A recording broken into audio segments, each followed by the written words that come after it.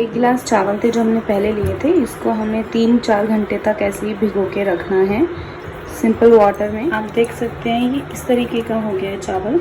जब ये ऐसा हो जाए तो ये रेडी है पीसने के लिए। तो चलिए शुरू करते हैं, हम इसे पीसते हैं थोड़े से नमक के साथ।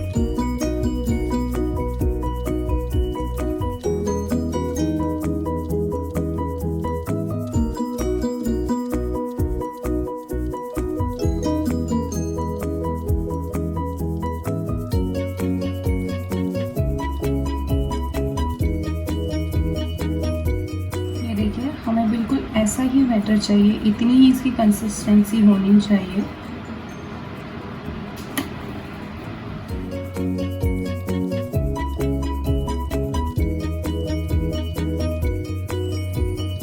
अब हम अपने बाकी 2 इंग्रेडिएंट्स लेंगे, इनो और आधा कप दही।